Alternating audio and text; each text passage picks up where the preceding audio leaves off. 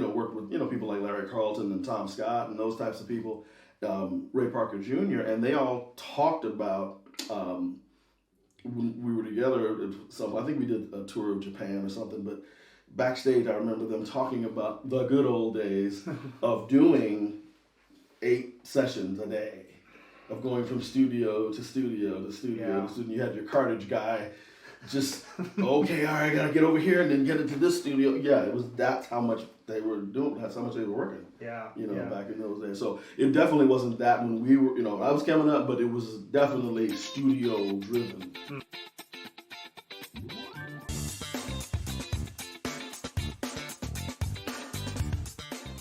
Hey everybody, Mike Jeffers, a special Around Town. We are backstage at the Chicago Blues Fest. This is Sunday, June 11th, and I am with Bear Williams. He, obviously you've seen Bear Williams on my program before. We've known each other for a little while now. He's playing at the Roses stage this afternoon, so you can't see that since this is on recording. However, the exciting news is he's actually going to be headlining the Deer Park Wine and Music Fest, which Chicago Jazz has produced since the beginning of it. It used to be the Deer Park Jazz and Wine Fest.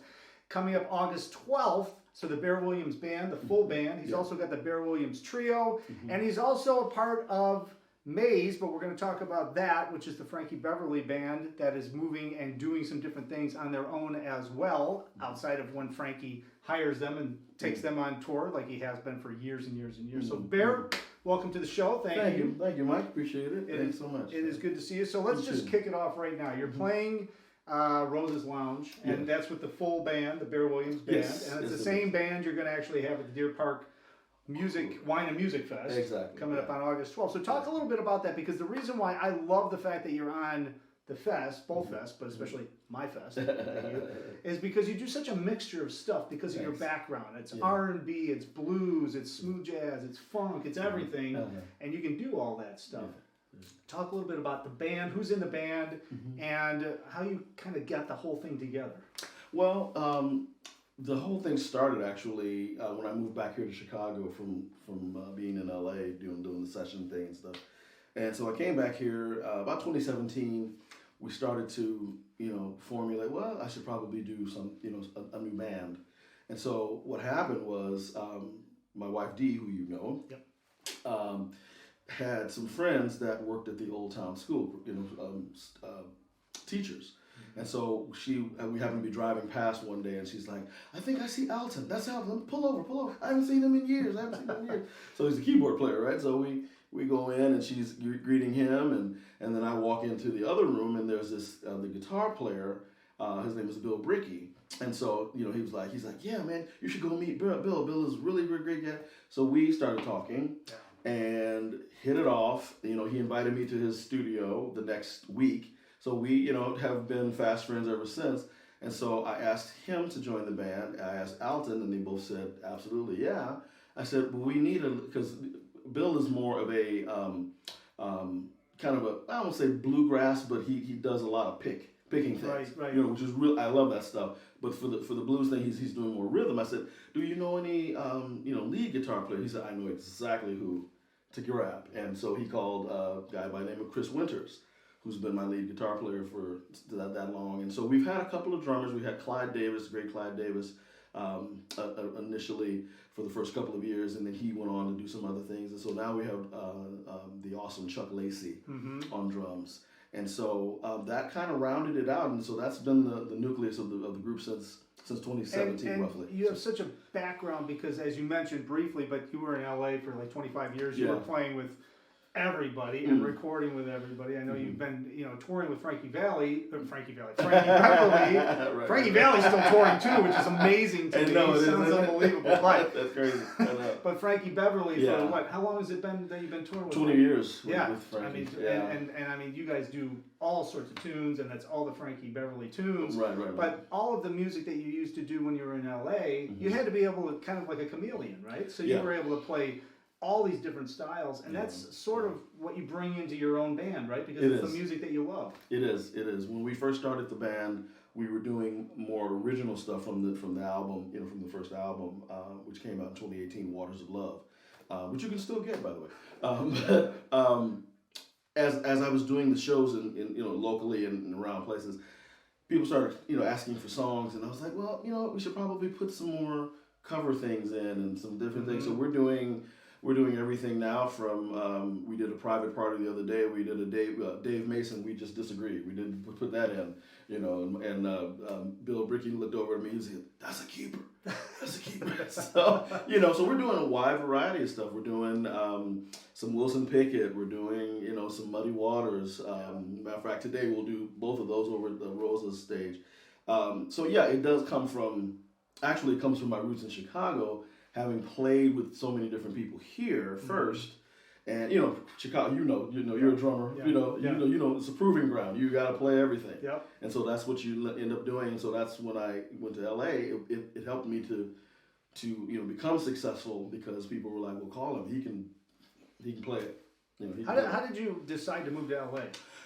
I had been touring with Anita Baker's band. 1990 was the first tour that I did with her. And after the tour, everybody in the band who was out in LA, they were all like, "Man, you gotta come out.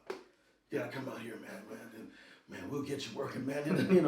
And so I went home. I thought about it. I put it in the back of my mind, and I went home. And then I was living in Elgin at the time, and I was just sitting in the living room, and I was just like, Like, what am I doing? I know, exactly. So it was like, okay, let's make the move. Let's go ahead and do it, and we did. 25 years later, it was time to move back here, and but yeah, it was just one of those things where everybody was just like, "Dude, come on out here." Well, and at that time too, especially that time, there was a lot of recording out there. Right. Now, I think a lot of people can do things remotely all over the world now. But back then, when you first moved out there, you really had to be there. You had to be in the scene to get the calls, right? Yeah. It was. I caught the tail end of that whole. It's funny. I caught the tail end of the recording industry here. Yeah. As a kid coming out of high school, and same thing in LA, because it was. I worked with people like Larry Carlton and Tom Scott and those types of people, Ray Parker Jr. and they all talked about when we were together. I think we did a tour of Japan or something. But backstage, I remember them talking about the good old days of doing 8 sessions a day, of going from studio to studio to studio to studio. You had your cartage guy.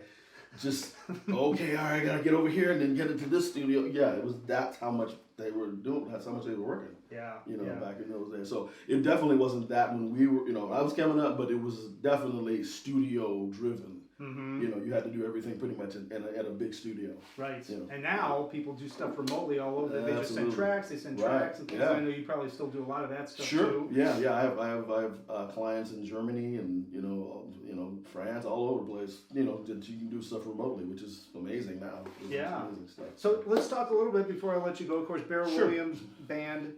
BearWilliamsMusic.com, BearWilliamsMusic.com, linked up down below. I got to get him back over to the Rosa stage, but I would be remiss if I didn't ask him about Maze. Now, you guys have been backing up Frankie Beverly for 20 plus years, probably. Yes. But now you guys are, since he's not as touring as much, and, obviously just the nature of the business, I think, basically, with that size of a group, you guys are kind of able to do other shows, so you're starting a little side project off of that, right? Talk a little bit about that. Yeah. The band decided to continue on with the music in a different. It's the same music, but kind of a different format. We've got a new singer, not replacing Frankie. You can't replace Frankie Beverly, but we're doing a different kind of a spin on it, and it's called TMF, the Music Forever. And so our whole focus really was whenever. He's still working, but whenever he decides that we wanted to continue on doing that. So our website is tmfconcerts.com, TMF, the music forever, tmfconcerts.com. And our first show is this coming Sunday, the 18th of June in Atlanta, Georgia, at Chastain Park. But I mean, what a tribute, right? So I mean, even if Frankie only does a handful of dates every single year or whatever he feels like doing, because he's Frankie Beverly, he can pretty much do whatever he wants. Right. You guys can actually keep the music alive and keep it happening and keep working and keep playing and keep loving the music, and the fans can keep digging it. And then when they can see Frankie, they can see Frankie. Exactly. Yeah, we've gotten such wonderful feedback from when we launched in May 8th of this year. People have just been, this is awesome. We can't wait to see it. We're excited about it. And so it's been great. It's been great. And so, all love to Frankie. We mean absolutely no disrespect. No, we are definitely, it's a love fest for him. So it's really, when we go out there and play, it's with him in the forefront of our minds and in our hearts. So yeah. Well, congratulations Thank on you that. so much, Congratulations on everything. Thank you. And of course, I'm looking forward to having you at the Deer Park Meet us Music too, Fest. yeah. That is going to be fun. That's gonna And be awesome. so thank you guys for watching. As I always say, all the information is at bluesinchicago.com, chicagojazz.com. And until next time, hopefully I will see somebody out on the scene.